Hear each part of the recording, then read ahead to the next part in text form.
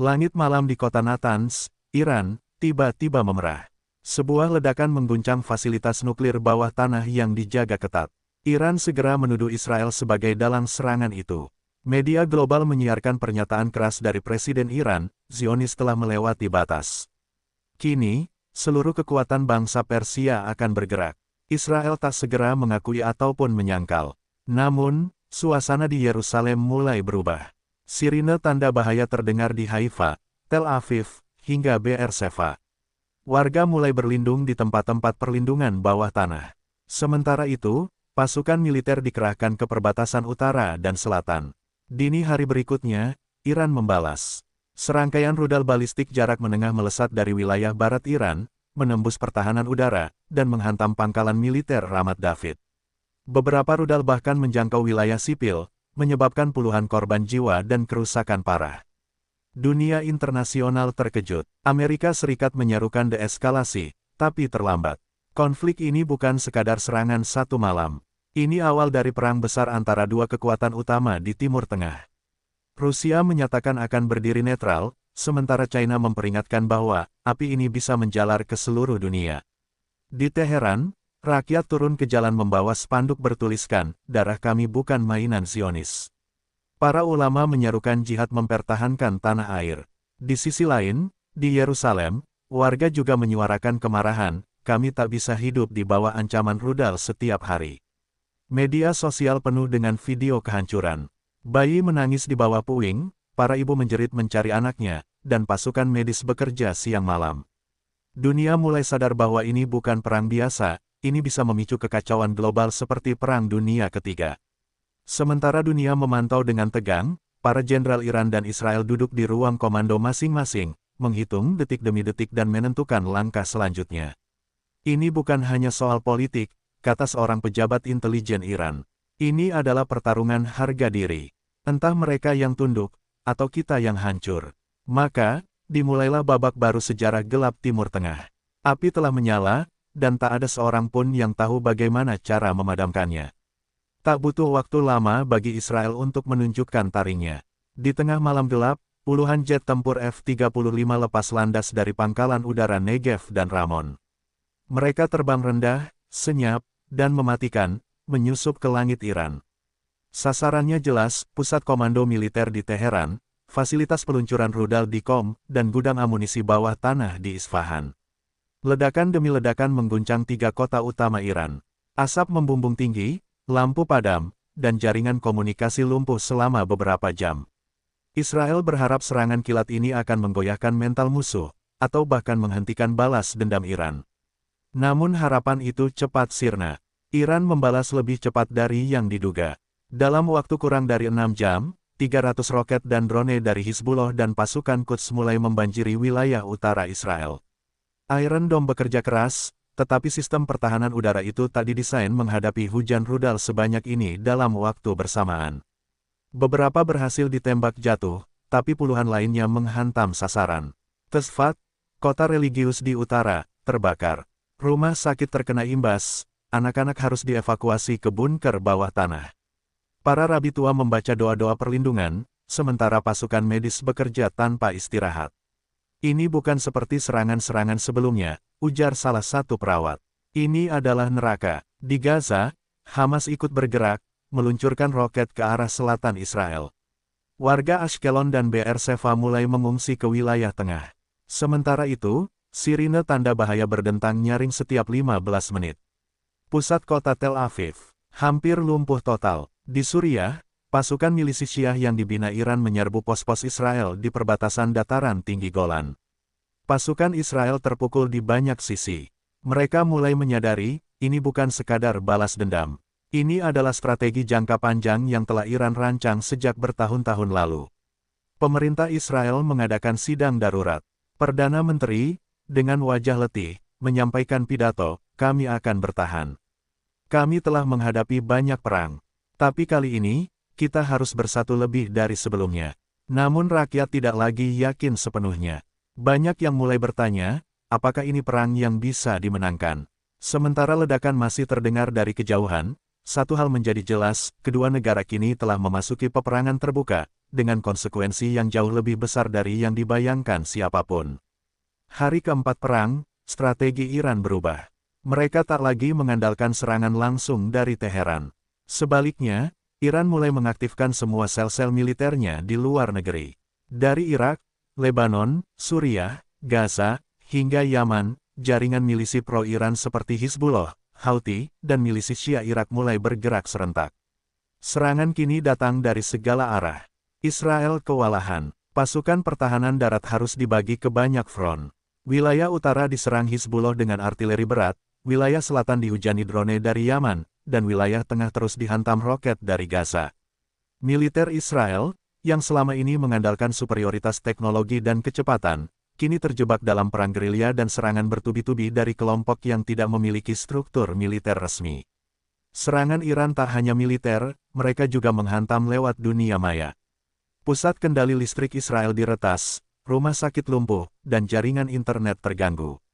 Bahkan sistem keuangan bank sentral sempat down selama 2 jam, menyebabkan kepanikan.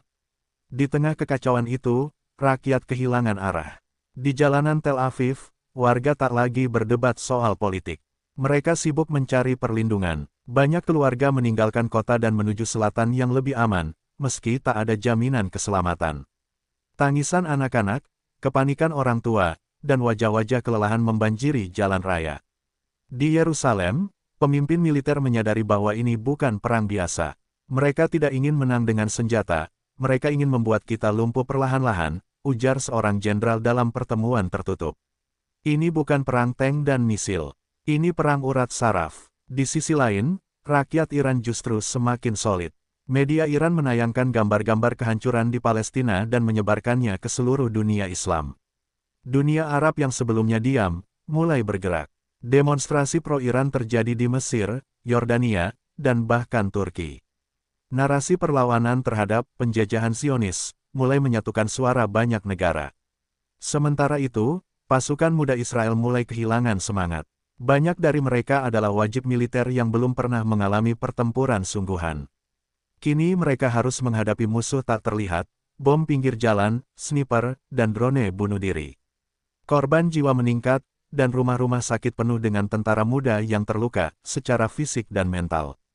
Hari ke-7, Israel belum bisa mengambil kendali penuh di satu pun front.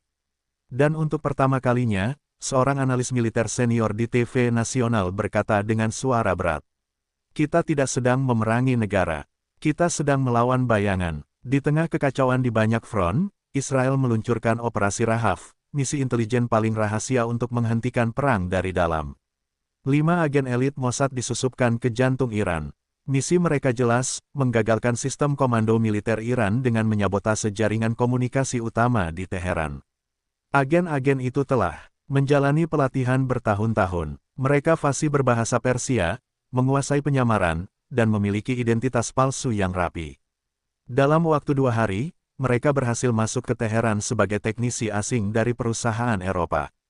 Target mereka adalah Menara Simorg, pusat data komunikasi militer Iran. Namun Iran sudah bersiap. Lewat sistem keamanan siber dan intelijen lokal, mereka telah mendeteksi aktivitas aneh di sekitar lokasi penting. Salah satu agen Mossad melakukan kesalahan kecil, menggunakan pola enkripsi komunikasi lama. Dalam hitungan jam, keberadaan mereka terlacak. Saat keempat agen bergerak malam hari menuju gedung sasaran, pasukan Pasdaran Revolusi sudah mengepung lokasi. Terjadi baku tembak singkat di gang sempit kota Teheran. 2 agen tewas di tempat. 1 mencoba meledakkan diri namun gagal. Sisanya ditangkap hidup-hidup, dan itu jauh lebih menghancurkan bagi Israel. Keesokan harinya, wajah para agen Israel disiarkan di televisi nasional Iran. Dunia Islam bersorak, dan rakyat Iran turun ke jalan merayakan penangkapan. Sementara itu, di Israel, publik terkejut dan patah hati. Operasi intelijen yang selama ini jadi kebanggaan negara, kini justru menjadi tamparan memalukan. Di dalam ruang perang di Yerusalem, para jenderal terdiam. Perdana Menteri hanya berkata lirih, jika mereka bisa menangkap agen terbaik kita, apa yang bisa kita harapkan dari pasukan di lapangan? Rasa percaya diri Israel mulai retak, tak hanya di mata musuh, tapi juga di mata sendiri. Sementara itu, Iran memanfaatkan situasi ini secara strategis. Mereka menyebarkan propaganda besar-besaran, Zionis telah masuk ke tanah kami, dan mereka kami patahkan. Sentimen dunia Islam semakin memanas. Beberapa negara yang sebelumnya netral mulai menunjukkan simpati terbuka kepada Iran. Di dalam sel tahanan rahasia, agen-agen Mossad disiksa secara psikologis. Mereka dipaksa mengaku di depan kamera, bahwa Israel sedang dalam keadaan panik dan terdesak. Potongan video itu kemudian viral, dan menjadi simbol keretakan mental sebuah negara yang dulu ditakuti. Pasca gagalnya operasi Mossad dan keberhasilan Iran menampilkan kekuatan, arah perang berubah drastis. Untuk pertama kalinya dalam sejarah modern, negara-negara Islam yang selama ini terpecah mulai menyatu. Iran memimpin pertemuan darurat Liga Militer Timur Tengah, dihadiri oleh Suriah, Irak, Yaman, Libanon, dan secara mengejutkan, Turki dan Qatar. Mereka membentuk apa yang dinamakan Koalisi Al-Quds, sebuah aliansi militer gabungan yang bertujuan untuk mengakhiri penjajahan Zionis atas tanah Palestina dan agresi terhadap wilayah Muslim. Mesir dan Yordania tetap netral, tetapi tekanan rakyat di negara-negara itu mulai mendorong perubahan sikap. Sementara itu, Uni Emirat Arab dan Arab Saudi memilih diam, menunggu arah angin global. Bantuan senjata mulai mengalir deras ke Iran dan Hizbullah dari China dan Rusia secara diam-diam. Drone kamikaze canggih, peluru kendali presisi tinggi, dan peralatan penangkal elektronik dikirim melalui jalur Laut Kaspia dan Irak. Israel mulai kehilangan keunggulan teknologi yang selama ini mereka banggakan. Di dalam negeri, krisis semakin parah. Ekonomi Israel terguncang, nilai shekel jatuh, investor asing menarik diri, dan pasar saham anjlok. Ribuan warga asing meninggalkan Israel. Ketegangan politik makin tajam, pemerintah didemo habis-habisan, dan beberapa menteri mengundurkan diri. Kita butuh solusi diplomatik, seru salah satu mantan jenderal dalam wawancara live. Di Gaza, Hamas bergabung penuh dengan koalisi. Pasukan mereka bergerak lebih terorganisir dan dilengkapi senjata yang jauh lebih modern dibanding tahun-tahun sebelumnya. Dari selatan, serangan menjadi lebih terarah dan sistematis. Israel kini dikepung dari utara, selatan, dan bahkan dari dalam. Oleh aksi sabotase, PBB mulai kehilangan kendali. Resolusi damai yang diajukan ditolak mentah-mentah oleh negara-negara koalisi Al-Quds. Kami tidak sedang mencari perdamaian, kata Menteri Pertahanan Iran dalam sidang Dewan Keamanan. Kami sedang mencari keadilan. Kalimat itu menggema ke seluruh dunia. Bahkan di Barat, mulai muncul tekanan dari rakyat untuk menghentikan dukungan penuh kepada Israel. Di berbagai kota besar, New York, London, Berlin, aksi pro-Palestina membanjiri jalanan. Masyarakat dunia mulai mempertanyakan, apakah Israel masih pejuang, atau kini menjadi penjajah yang dilawan. Israel, yang dulu berdiri gagah di tengah tekanan regional, kini tampak sendiri.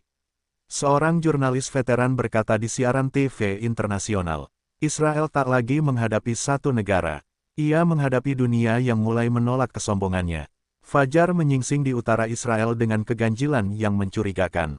Biasanya, Iron Dome sudah bersuara di pagi hari karena serangan roket, tapi pagi itu senyap. Terlalu senyap. Tak lama kemudian, ledakan besar menghantam pagar perbatasan dekat Metula. Bukan dari udara, tapi dari dalam tanah. Terowongan, pasukan Quds dan Hizbullah muncul dari bawah tanah, menyerbu pos-pos militer Israel secara tiba-tiba. Dalam hitungan menit, beberapa desa kecil di perbatasan jatuh. Warga sipil yang tinggal di sekitar perbatasan diculik, dijadikan tameng hidup, dan sebagian besar mengungsi dalam kepanikan. Serangan darat telah dimulai. Pasukan Israel mencoba bertahan. Namun strategi musuh tak biasa, cepat, brutal, dan terarah. Mereka menargetkan pangkalan logistik, radar pengintai, dan bahkan menara sinyal. Sistem komunikasi Israel terganggu. Tanpa koordinasi yang jelas, banyak pasukan yang akhirnya terjebak dalam pertempuran sporadis. Di kota Tiberias, suara takbir terdengar dari pengeras suara setelah kelompok kecil Hizbullah berhasil menduduki sebuah bukit di dekat Danau Galilea. Bendera mereka dikibarkan, dan dunia menyaksikan langsung lewat video viral, wilayah Israel telah diinjak oleh musuh untuk pertama kalinya sejak 1973. Perdana Menteri Israel mengumumkan darurat militer penuh. Semua pria dan wanita usia 18-40 wajib siaga. Namun masalahnya bukan pada jumlah pasukan, melainkan semangat yang sudah mulai rapuh. Banyak prajurit bertanya, apa kita masih bisa menang? Tank Merkava dikerahkan dalam jumlah besar, tetapi banyak dihancurkan oleh rudal anti-tank modern yang dimiliki Hizbullah dan pasukan Iran. Beberapa bahkan dibakar dari jarak dekat dengan bom Molotov. Peperangan konvensional Israel tak lagi efektif menghadapi taktik gerilya yang dipadukan dengan teknologi modern. Di media internasional, narasi mulai berubah. Jika sebelumnya Israel digambarkan sebagai korban serangan roket, kini mereka dipandang sebagai kekuatan besar yang mulai roboh oleh kekuatan rakyat. Serangan di Galilea menjadi simbol kebangkitan perlawanan Arab. Sore itu, untuk pertama kalinya sejak perang dimulai, saluran berita internasional menayangkan berita utama. Pasukan musuh menguasai sebagian tanah Israel, dan Israel mulai kehilangan kendali atas perang. Hari ke-17 perang, di jalanan Tel Aviv dan Yerusalem, ribuan rakyat Israel turun ke jalan. Mereka bukan menyerukan perang, melainkan perdamaian. Spanduk bertuliskan, "Anak kami bukan tumbal perang politik," dan "Hentikan perang sekarang" juga memenuhi pusat kota. Bentrokan kecil dengan polisi pun pecah di beberapa titik. Di dalam ruang parlemen, kekacauan tak kalah panas. Beberapa anggota oposisi menuduh pemerintah telah gagal secara total dan menuntut pengunduran diri Perdana Menteri. "Kita kehilangan kendali. Kita bukan lagi pembela, kita adalah pihak yang kini diburu," seru seorang anggota Knesset sambil mengetuk meja dengan marah. Rumah sakit tak lagi mampu menampung korban. Banyak tentara muda datang dengan luka fisik dan trauma mental. Para ibu menunggu di lorong rumah sakit, berdoa agar nama anak mereka tidak termasuk dalam daftar korban. Relawan medis kewalahan, dan pasokan obat mulai menipis. Media internasional mulai bersikap netral, bahkan kritis terhadap Israel. Mereka menyoroti kehancuran sipil di Gaza, Lebanon, dan dampak serangan balasan yang berlebihan. Tekanan terhadap Israel semakin berat, bukan hanya dari luar, tapi dari dalam jantung negaranya sendiri. Pemerintah Israel mencoba mengontrol narasi lewat media nasional, tapi internet dan siaran asing terus membanjiri rakyat dengan informasi. Ketakutan berubah menjadi keraguan, dan keraguan berubah menjadi kemarahan. Banyak keluarga mulai mempertanyakan, apakah peperangan ini benar-benar untuk keselamatan kami, atau untuk ego politik. Sementara itu, kelompok ultra-ortodoks mulai bersuara. Mereka menolak wajib militer dan menyalahkan pemerintah karena membawa negara ke dalam kutukan kehancuran. "Ini bukan perang suci, ini perang kesombongan," ujar seorang rabi senior dalam pernyataan yang viral di seluruh dunia. Dalam sebuah konferensi pers darurat, wajah Perdana Menteri tampak letih dan kehilangan energi. Suaranya bergetar saat berkata, "Kami sedang menghadapi serangan dari luar dan dari dalam.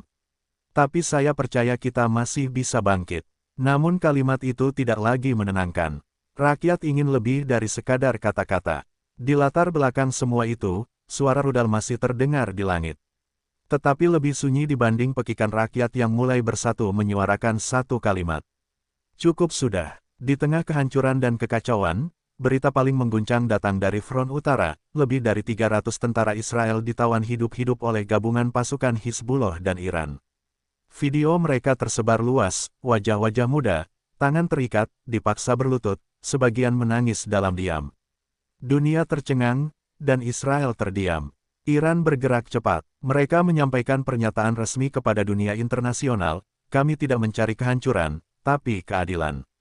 Bebaskan Palestina, cabut blokade Gaza, dan tarik mundur pasukan Israel dari tepi barat, maka kami akan bebaskan para tawanan." Itu bukan sekadar tuntutan, tapi ultimatum. Pemerintah Israel terpecah. Militer ingin operasi penyelamatan, tapi intelijen mengatakan itu mustahil. Wilayah tempat tawanan ditahan tersebar, dijaga ketat, dan kemungkinan besar sudah dipasang jebakan kematian. Satu langkah salah, ratusan nyawa akan hilang dalam sekejap. Di jalan-jalan Tel Aviv dan Haifa, keluarga para tentara tawanan mulai berdiri. Mereka membawa foto anak-anak mereka, menangis di depan gedung parlemen, memohon, "Selamatkan mereka, walau dengan harga yang mahal." Tangisan para ibu menggema lebih keras dari suara ledakan. PBB dan beberapa negara Eropa mulai jadi mediator. Perundingan diam-diam dilakukan di Istanbul. Delegasi Israel akhirnya duduk berhadapan dengan perwakilan Iran, Suriah, dan Hamas. Dunia menyaksikan sesuatu yang tak pernah terjadi sebelumnya. Israel akhirnya mau membuka pintu diplomasi dengan pihak-pihak yang selama ini mereka anggap teroris. Diskusi berlangsung panas. Iran menolak setengah jalan, Mereka tahu posisi mereka kuat. Jika kalian ingin anak-anak kalian kembali, maka kalian harus berhenti menjadi penjajah, ujar perwakilan mereka dengan tajam. Delegasi Israel tak bisa menjawab dengan sombong seperti biasanya, mereka datang bukan sebagai penguasa, tapi sebagai pihak terdesak. Akhirnya, setelah 4 hari perundingan yang menegangkan, satu kalimat muncul dari mulut pejabat tinggi Israel. Kami siap mundur. Kata-kata itu tidak hanya terdengar di ruang rapat, tapi segera menyebar seperti api ke seluruh dunia. Seakan seluruh dunia mengerti, bahwa inilah tanda pertama dari kekalahan yang tak lagi bisa ditutupi. Dan saat fajar menyingsing di Yerusalem, rakyat menyadari bahwa satu babak sejarah telah berakhir, dan babak baru, yang lebih mengejutkan, akan segera dimulai. Seluruh dunia tertuju pada Yerusalem. Hari itu, seluruh anggota Knesset duduk tegang di ruang parlemen. Para wartawan dari 72 negara memenuhi balkon pengamat, dan siaran langsung ditonton oleh miliaran manusia. Perdana Menteri Israel, mengenakan setelan gelap dan wajah pucat, berdiri di podium. Di belakangnya, bendera Israel berkibar lesu. Ia membuka pidatonya dengan suara pelan. Saudara-saudaraku, rakyat Israel yang saya cintai. Hari ini bukan hari kemenangan. Tapi mungkin ini hari kejujuran. Suasana ruangan hening. Beberapa anggota parlemen terlihat menunduk, sebagian lain menahan air mata. Perdana Menteri melanjutkan, untuk pertama kalinya dalam sejarah negara ini, kita menghadapi musuh yang tidak bisa kita tundukkan. Kita menghadapi dunia yang tak lagi melihat kita sebagai korban, melainkan sebagai kekuatan yang haus kontrol. Dan lebih dari itu, kita telah kehilangan arah, kehilangan simpati, bahkan kehilangan anak-anak kita sendiri. Kata-kata itu seperti gempa politik. Para analis, diplomat, hingga rakyat biasa di seluruh dunia terkejut. Seorang pemimpin Israel, yang dikenal keras dan tak pernah mengalah, kini berdiri mengakui, kami tidak menang. Kami telah kalah. Perdana Menteri mengumumkan bahwa Israel akan menarik pasukan dari tepi barat dan membuka koridor kemanusiaan permanen ke Gaza. Blokade dihentikan, dan semua permukiman ilegal akan dihentikan pembangunannya. Lebih mengejutkan lagi, ia menyatakan akan memulai pembicaraan damai dengan Palestina tanpa syarat. Rakyat Israel terpecah. Sebagian marah, merasa dikhianati. Tapi sebagian lain menangis haru. Akhirnya, peperangan panjang ini mencapai ujungnya. Di Gaza, tepi barat, dan Libanon, suara takbir dan sujud syukur memenuhi udara. Dunia Arab menyambut pengakuan ini sebagai titik balik peradaban. PBB segera mengadakan sidang khusus dan menyambut langkah Israel sebagai keputusan berani. Tapi dunia tahu, ini bukan semata-mata keberanian, ini adalah bentuk keputusasaan yang disampaikan dengan elegan. Dan malam itu, untuk pertama kalinya dalam 2 dekade, langit di atas Israel dan Gaza sunyi. Tak ada rudal, tak ada drone, hanya angin malam dan gema dari kata-kata yang akan dikenang selamanya, kami memilih kehidupan. Bukan kekuasaan. 3 minggu setelah pengakuan kekalahan Israel, sebuah perjanjian damai ditandatangani di Istanbul. Dunia menyaksikan momen bersejarah itu, delegasi Israel dan Iran duduk satu meja, disaksikan oleh puluhan pemimpin dunia. Tidak ada pelukan, tidak ada senyuman. Hanya tangan yang saling menjabat dengan dingin dan mata yang tidak saling menatap. Isi perjanjian itu menyakitkan bagi Israel, penarikan total dari tepi barat, pengakuan terhadap pemerintahan Palestina, pembukaan perbatasan Gaza, serta pertukaran tawanan. Sebagai imbalannya, Iran dan koalisi anti-Zionis menyatakan penghentian total serangan militer. Tapi luka sudah terlanjur dalam, baik secara politik maupun psikologis. Di Gaza, ribuan keluarga kembali ke reruntuhan rumah mereka. Anak-anak bermain di antara puing-puing. Di Galilea, warga Israel mulai membangun ulang desa mereka yang hancur. Tapi tak ada yang bisa menghapus bayangan trauma. Setiap malam, suara tangis masih terdengar dari banyak rumah di 2 sisi konflik. Rakyat Palestina merayakan kemenangan, namun juga mengenang harga yang dibayar.